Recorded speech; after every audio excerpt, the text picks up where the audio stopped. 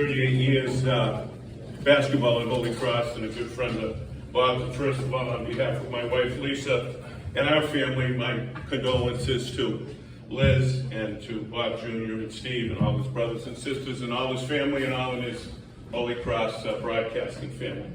And I'd like to thank Bob's daughter Liz for putting this celebration together, and most of all, for taking care of her dad in these last few years. Our parents make sacrifices for us and care for us growing up. When life comes full circle, it is the children's turn to step up. And as Bob told me many times, my daughter Liz is taking good care of me. Liz stepped up big time and embraced the sacrifice of being there for her dad. For that, I commend you, Liz.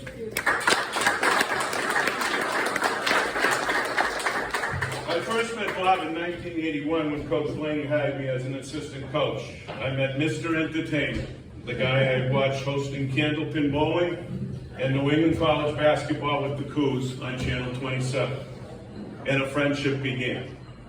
I've learned that the great thing about basketball, and about all sports in fact, is the genuine, true relationship one builds and the lifelong memories one makes. I was blessed with that friendship with Bob and with some superlative lifelong memories. He loved to poke fun at his friends, especially Togo, and even himself. I'd correct him on a mistake he made in a taped pregame interview, and he'd say to me, "Let's do it again, Coach. I'm just a traveling moron trying to get by." But loyal Bob would never, ever criticize a coach, a player, or even a referee. He might question a call made by a man or woman who would, as Bob would say, whistling while they worked. But he had realized they were doing the best they could, and he'd never criticized them. And loyalty, that is the word that stands out in my mind for the one-of-a-kind Bob Fouracre. He was unconditionally loyal to me and to Holy Cross women's basketball. And when his days of broadcasting football and men's basketball were over, the voice and the spirit was not ready to put away that traveling broadcast suitcase from the 1960s that he took to games. He came to me and he said he'd like to finish his career doing the women's games. Only problem was, we needed a radio station. He and I teamed up to convince Emmanuel Radio to come on board. Bob worked his magic, and Mr. Entertainment was still alive and well doing the women's games as the voice of the Lady Crusaders. He would be at the Hot Center 3 hours. We'd be doing our shoot-around 3 hours before tip for camera. And he'd make those long bus trips through New York and Pennsylvania to Patriot League away games. And you know what?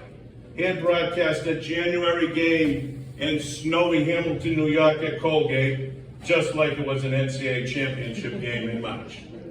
With the same energy, the same enthusiasm, the same passion, and the same loyalty that was Bob Fouracre. Yes, even in the twilight of his career, the voice and the spirit was alive and well, doing his thing.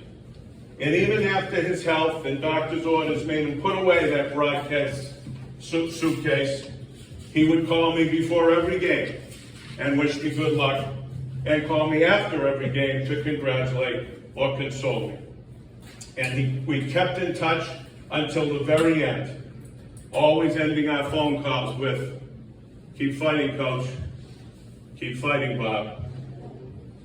100% loyalty. He did so much for so many athletes. He is the only twice winner of the Worcester Area College Basketball Association's over 50-year Paul N. Johnson Award, very prestigious award for contributions to Worcester area basketball. And he won that for two reasons. Is the only way he's the two-time winner.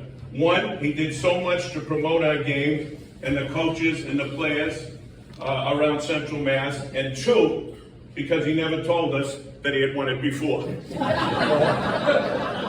When we asked him, "Why didn't you tell us you already won the award?" He'd look at us and say, "Because you never asked me," in typical Bob fashion. Yes, Bob was enthusiastic and alive and well right until God called him home. I heard thunder as Lisa and I were driving out here from Worcester, rumbling in the skies. I think it was candle pins from a bowling match between St. Peter's and Paul's team, and Bob was doing the play-by-play. Though he's no longer here, the one-of-a-kind voice in the spirit of Holy Cross basketball is still, and always will be, with us in our hearts, as that charismatic, enthusiastic, genuine legend, and loyal friend. And I'll end this as I ended every phone call. Peace, my good friend. God bless you. Until we meet again.